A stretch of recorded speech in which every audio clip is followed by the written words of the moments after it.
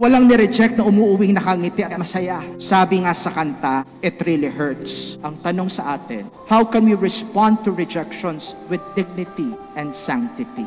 3 important letters, the P, B, B of rejections. Hindi po ito Pinoy Big Brother.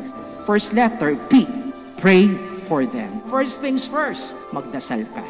Kapag walang grasya tayong kinakapitan sa pagharap ng bawat sakit sa buhay, madali tayong mabulag at masira ng ating galit at ng ating pride. At madalas ang option natin ay paghihiganti sa ating kapwa. Kaya bago ka humarap sa Facebook at mag-post ng galit at siraan ang dignidad ng taong yan dahil sinaktan ka, harapin mo muna si Lord sa iyong panalangin. Ang dasal ay hindi idinadaan sa Facebook.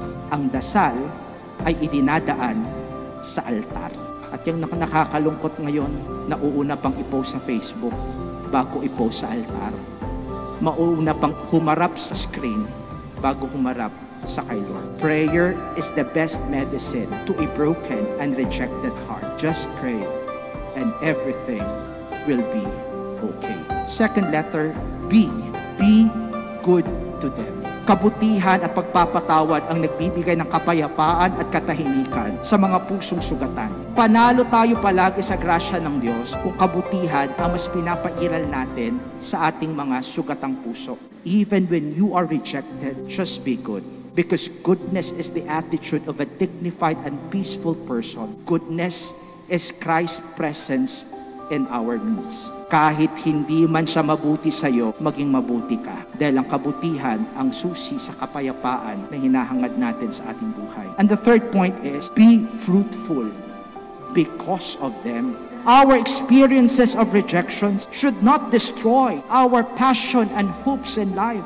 It should even motivate and encourage us to be good and to bear fruit in life. Maraming kwento ng tagumpay na nagsimula sa rejection. Nokia rejected Android. Yahoo rejected Google. Blockbuster rejected Netflix. Pero saan na sila ngayon? Tagumpay sa kanilang larangan. Bakit? Despite their experiences of rejections, they never gave up. Instead, they used it as their motivation and inspiration to take the risk and to be more focused on their goal to success. Though we are hurting because of rejections, never give up. Focus on your goals in life, always with Jesus. Huwag kang sumuko sa buhay dahil lang merong mga taong hindi naniniwala. Alalahanin mo, may Diyos na kailanman hindi nawala ng tiwala at pag-asa sa iyo. Kumapit ka lang at huwag mawala ng pag-asa. Magtatagumpay ka kahit sa gitna ng mga sugat at hirap ng buhay.